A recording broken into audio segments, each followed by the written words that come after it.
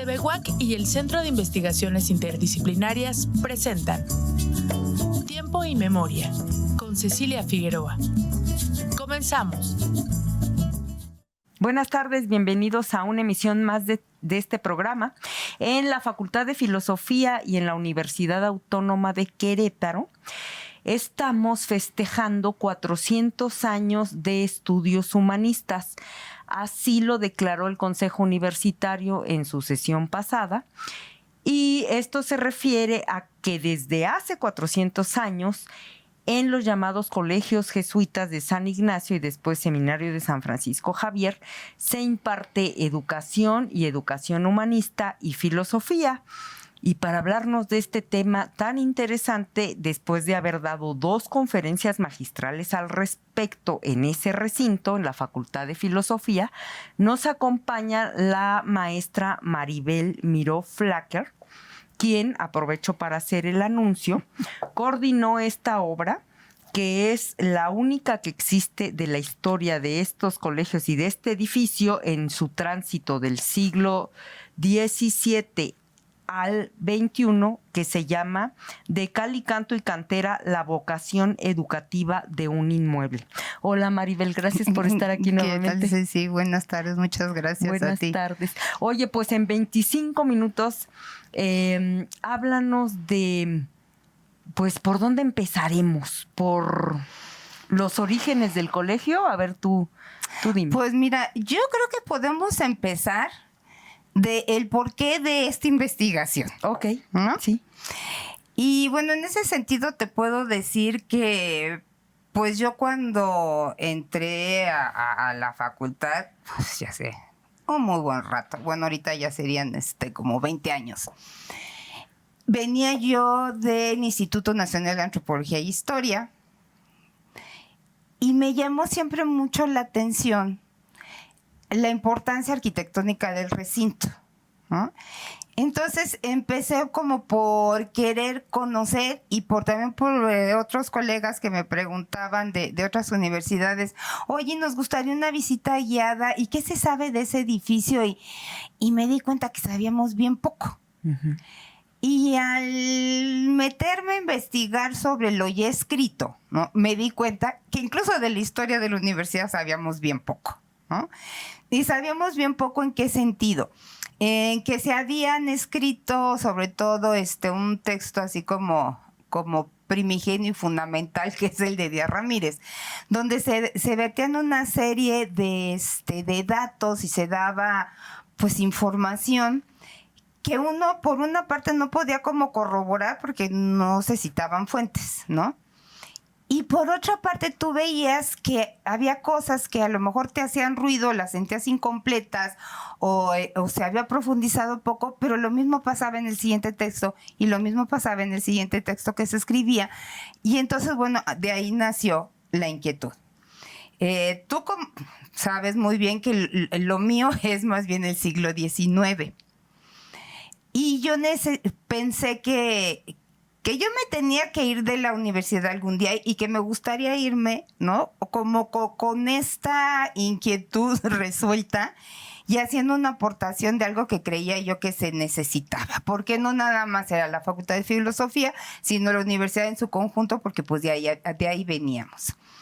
Y fue así como estuve esperando que hubiera alguien, ¿no?, que pudiera interesarle escribir sobre la parte de la arquitectura. O sea, sobre el continente de los otros contenidos, ¿no?, que de alguna manera ya se habían investigado y que pues había que revisar muchos temas. Entonces ya que una vez que el arquitecto Saavedra estuvo dispuesto a hacer esto, pues recurrí también al maestro José Ignacio, porque era entonces el único que había tenido un acercamiento a los jesuitas aquí. Oye, perdón que te interrumpa, porque dijiste algo súper importante y creo que hay que señalarlo. Este es el primer libro escrito por especialistas y eso no es poca cosa. Porque efectivamente, voy a decir algo políticamente incorrecto, de la historia de nuestra universidad, a la fecha solo han sido aficionados. Y este libro para mí es una joya porque son los especialistas, el doctor Saavedra, arquitecto, el maestro Urquiola, súper especialista en jesuitas y en historia colonial, tu siglo XIX, el doctor Iván, es decir, todos los que escriben aquí son gente muy seria de una disciplina que se llama historia, y que si ustedes no escriben esto, entonces la pata está chueca, ¿verdad? Pues mira, ya había habido otros, si no a lo mejor tan especialistas, pero sí tenemos, por ejemplo, al doctor Obregón, que en algún momento pues también, ¿no? Entonces, bueno, pero sí, yo también voy a ser políticamente incorrecta, pero creo que académico, este texto, porque sí recurre a fuentes, por lo menos yo sé que el doctor Urquiola tenía muchísimos, sobre el maestro, bueno, para mí siempre fue doctor, tenía muchísimos años de investigación. Yo me tardé como 3 años en investigación en archivos. Entonces, sí es un trabajo muy serio académicamente, pero también yo tenía la intención, que creo que no lo logré, a lo mejor en una segunda oportunidad, si algún día se da, de que fuera algo un poco de divulgación, o sea, que no fuera tan árido, ¿no? Como para que nadie se le antojara, que es muy difícil, porque a veces tienes que entrarle así como a lo duro, ¿no? Y después, bueno, ya haces otra versión. Pero lo que sí me interesaba mucho es que se conociera, ¿no? Que si dijeras, bueno, aquí puedo leer lo que hasta ahorita, porque además ningún trabajo está acabado. Ningún historiador tiene la verdad absoluta. Siempre surge un documento por ahí que de repente te pone las cosas de cabeza, pero bueno, que fuera algo serio para la consulta. ¿Y qué podemos encontrar aquí? Háblanos de cuándo se fundan los colegios jesuitas, de por qué tenemos a 12, a un matrimonio bellísimo, bien vestido, con un negrito atrás ahí en la puerta principal.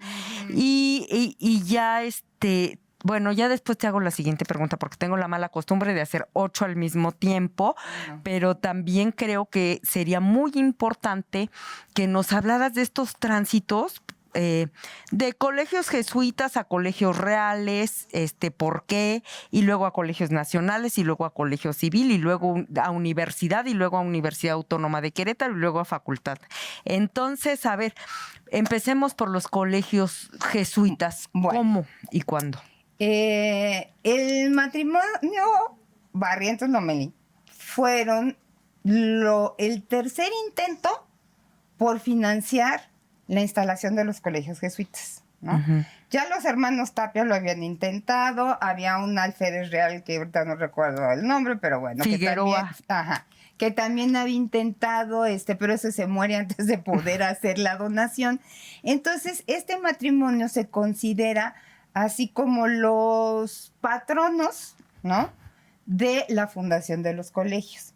Ese acuerdo, esa donación de este matrimonio es del 20 de julio, ¿no?, de 1625. Y los colegios, cuando empiezan a funcionar, exactamente es un mes después. O sea, ¿cómo? Pero no todos los colegios. O sea, los colegios en el sentido de ser el propósito de la fundación. Pero en esta donación que hace el matrimonio, pues va a donar una cantidad de dinero, que esa cantidad de dinero también se va a emplear para comprar un terreno que ya tiene una construcción. Y esa es una construcción muy sencillita, de adobe, son unos cuartos, el terreno sí es muy grande. Y ahí empiezan a funcionar. Hay una primera misa, ¿no? Y después de esa misa empieza la escuela de primeras letras.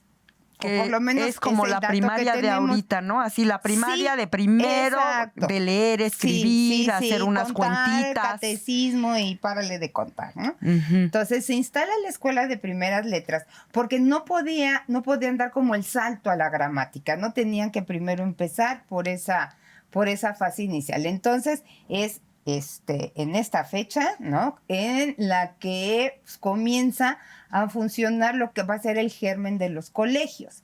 Esos colegios, a través del tiempo, van creciendo. Bueno, se tira esta casa de adobe, se vuelve a construir otro recinto de mejores condiciones. Luego se amplía a lo que hoy conocemos como el Patio de los Naranjos, ¿no?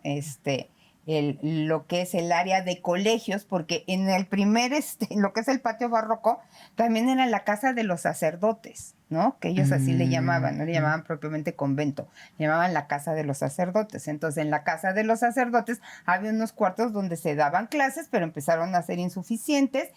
Y los mismos jesuitas, y a través de una serie de donaciones y de limosnas, logran construir la segunda parte, el patio barroco. Y luego es cuando Juan Caballero y Ocio va a donar los recursos para que se pueda construir la tercera parte, que se conoce como Seminario de San Francisco Javier. ¿Y qué se estudiaba en los colegios jesuitas? Pues mira, la idea de los jesuitas y de la educación en prácticamente todos los colegios jesuitas, pues era una educación que iba de lo más elemental a la educación universitaria. Entonces ese fue el proyecto también de los jesuitas que llegaron a Querétaro, pero pues esto obviamente lleva mucho tiempo, ¿no? Uh-huh. Entonces lo primero fue establecer esa escuela de primeras letras, que además esa estaba abierta como para todo público, ¿no? Ahí no, eso es muy bonito, sí. Los indios, que así se llamaban jurídicamente, no estoy siendo despectiva, los negritos, afrodescendientes, niñitos criollos, toda la bola, ¿verdad? Esos todos podían entrar, ¿no? Ya después ya empezaban a hacer otros los requisitos, y además, pues sí, había que pagar, ¿no? Por una educación que se consideraba ya media a superior. Entonces, después de eso, llevaban un curso de gramática, ¿no? Y de gramática latina, porque sin el manejo del lenguaje, pues no podían acceder a otros niveles. Entonces, después de eso, ¿no? Que era, no sé, era como parte, ¿qué te diré? Como de la educación secundaria, ¿sí? Para hacer un comparativo y que se entienda mejor. Después de eso, si tú querías seguir estudiando y te interesaba llegar a la universidad, tenías que ser bachiller. Y para ser bachiller tenías que hacer artes. Y artes era igual a filosofía, ¿no? Entonces entrabas a este curso de filosofía, nuestras cátedras de filosofía, que esas te daban el título de bachiller. Con el título de bachiller podías, en cuanto a los empleos eclesiásticos, ¿no? A las ocupaciones eclesiásticas, pues llegar hasta cierto nivel o hasta cierto nivel en la burocracia. Uh-huh. Si querías más de eso, ¿no? Entonces sí ya tenías que irte a la universidad, porque aquí todavía no podías estudiar hasta que ya casi para cerrar los colegios, se aprueba también la cátedra de teología, porque además teología era así como que llegar a lo máximo. Pero si no estudiabas teología, podías estudiar en la universidad, porque aquí no había medicina, derecho canónico y derecho civil, ¿no? Entonces, esas eran como las carreras que había entonces. Y la idea de los jesuitas era poder llegar hasta ahí, de los jesuitas aquí. Lo que pasa es que los de aquí no alcanzaron todos esos niveles, ¿no? Se quedaron nada más en filosofía, en poder graduar bachilleres y la teología. Porque los echaron en 1767 por órdenes del rey. Así es. Y además fue así como muy abrupto, ¿no? De los levantan en la madrugada, preparen sus cosas, no, sí. Bye. Sí, ¿no? Sí, no, así fue.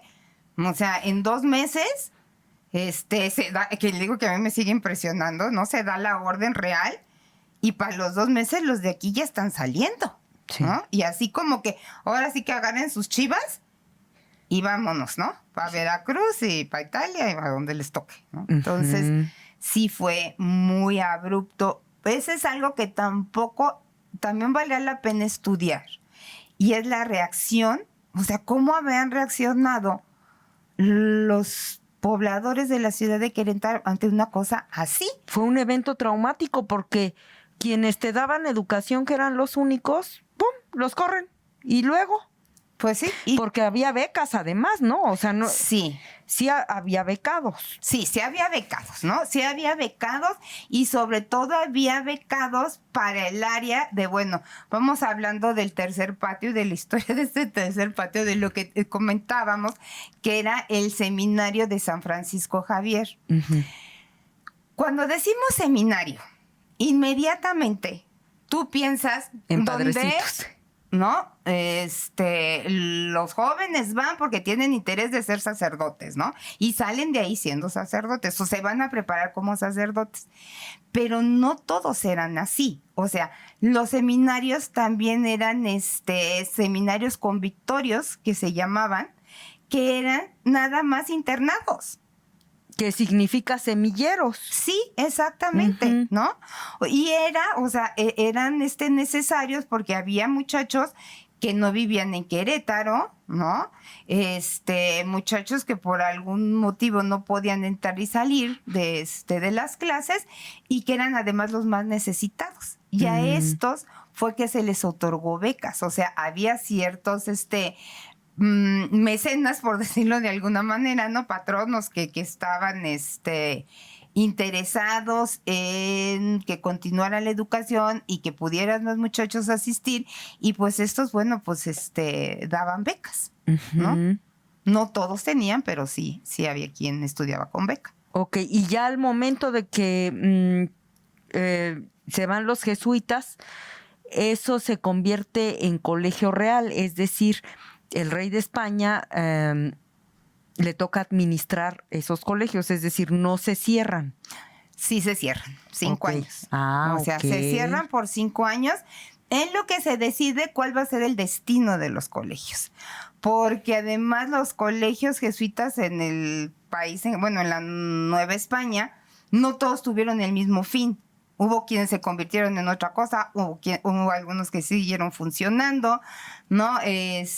Hubo algunos que se cerraron.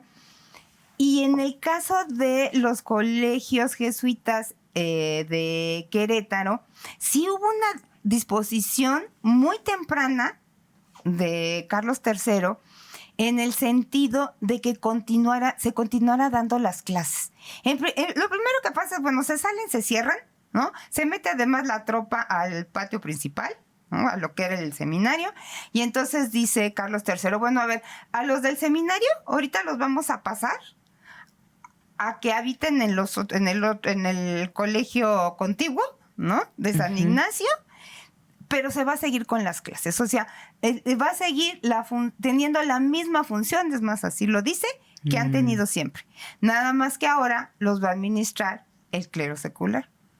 Porque era una de las preocupaciones de Carlos III, ¿no? El poder que habían cobrado las órdenes, sobre todo los jesuitas, y el interés en que la educación regresara, ¿no? O fuera cubierta nada más por el clero secular, que era una de sus intenciones. Entonces, bueno, pues lo que hace es decir, sí sigue igual, nada más que ahora lo van a administrar, ¿no? El clero secular. Y lo que era la iglesia, ¿no? Pues ahora va a ser la parroquia de San Ignacio. No, San Ignacio no. ¿No, Santiago? Santiago. Uh-huh.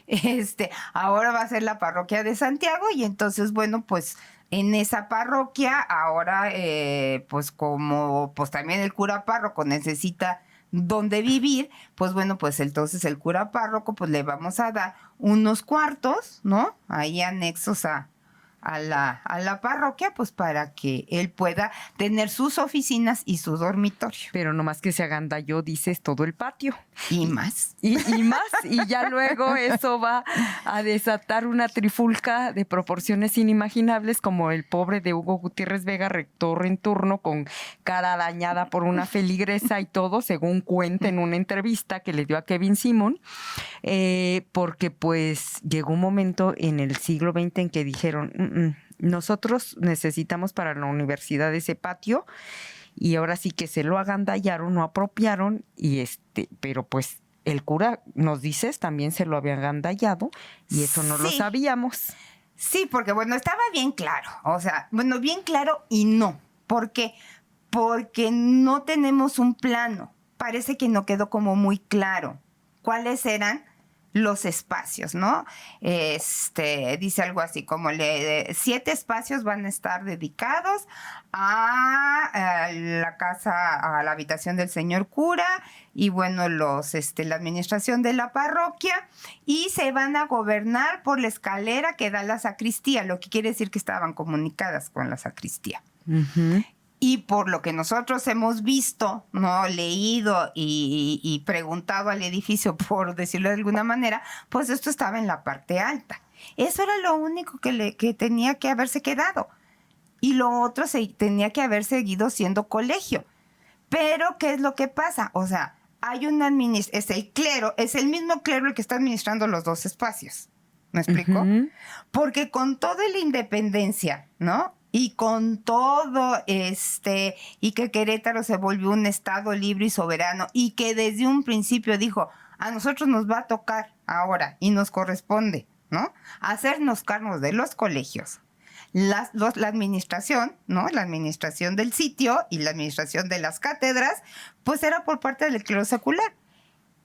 Y estaban al lado del cura párroco. Entonces, obviamente, no había conflicto, había tolerancia para muchas cosas. Entonces empezó a avanzar la ocupación, ¿no? Un día agarraban otra pieza, otro día pues ponían no sé qué en el patio, ¿no? Entonces, y ahí fue el asunto. Dicen que gallinas. Entonces, de todo, ¿no? De todo. Fue creciendo hasta que se les llegó a hacer poquito, y en la planta alta ya del segundo cuerpo del patio de los Naranjos, ¿no? Donde está ahora el salón de cómputo. Bueno, él ya decidió que allí iba a vivir, ¿no? Que era un espacio más amplio. Entonces esto pues sí se convirtió en un conflicto que se va a agravar además porque con las leyes de reforma, ¿no? En la segunda mitad del siglo XIX ya. Exactamente, en la segunda mitad del siglo XIX, pues resulta, bueno, que la ley de secularización dice que pasan a no de secularización, de nacionalización, que pasan a ser propiedad de la nación. Del Estado. ¿No? Sí, del Estado nacional. Pues todos estos espacios que estén en manos de la iglesia. Y entonces, perdón que te interrumpa porque nos quedan 3 minutitos, entonces ya es colegio civil, pero tú dices, y tienes razón, que incluso a los historiadores se saltan como olímpicamente de colegios jesuitas a colegio civil y nunca toman en cuenta que en la independencia se llamaron colegios nacionales, ¿verdad?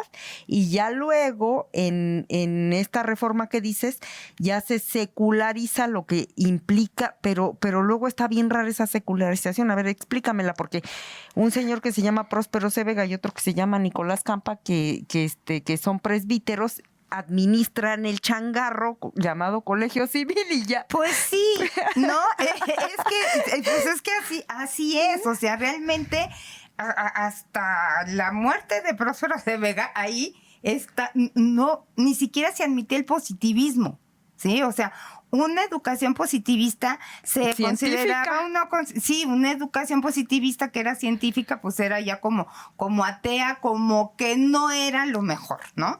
Entonces sí es un proceso, híjoles, yo creo que me vas a tener que invitar otra vez. Como 3 veces más, ¿verdad? Poderte explicar. Sí, con gusto. O tratar de que quede más claro. Ok, y luego en 1951, en ese mismo recinto se funda la Universidad de Querétaro. Uh-huh. Y luego en el 58, en ese mismo recinto, porque era sede de la universidad, se convierte en Universidad Autónoma de Querétaro. Y por eso estamos celebrando 400 años de un edificio con vocación educativa que a lo mejor se ha visto interrumpido 5 años cuando se fueron los jesuitas, pero que nunca ha perdido esa vocación, ¿verdad? No, o sea, sí puedo decir que se ha mantenido, ¿no? Por épocas y según quien estuviera a cargo de la administración y quien hiciera los programas educativos, y de la época que estemos hablando, pues tú puedes decir que tuvieron más o menos importancia las humanidades, ¿no? Si es que de eso se trata. Uh-huh. Pero de que la vocación educativa, el inmueble jamás la perdió, ¿no? Con sus variantes según los tiempos, las épocas y las circunstancias y los contextos, pues eso es una realidad. ¿no? Eso sí es algo que tenemos que celebrar. El que se siga ahí impartiendo cátedra y que sobre todo, y yo nunca desaprovecho la oportunidad para hacer un llamado en el sentido de que tenemos que conservar ese edificio. Lo cual es carísimo, pero hay que hacerlo, ¿verdad? Pues muchas gracias, maestra Maribel pues Miró Flaquer, por habernos acompañado. Y a los televidentes, por favor, si quieren adquirir el libro, no se lo pierdan, en la coordinación de publicaciones de la Facultad de Filosofía Campus Centro Histórico, ahí lo pueden adquirir a un precio bastante cómodo. A nuestros televidentes nos vemos en la próxima emisión. Buenas tardes. TV UAC y el Centro de Investigaciones Interdisciplinarias presentaron Tiempo y Memoria con Cecilia Figueroa. Gracias por acompañarnos.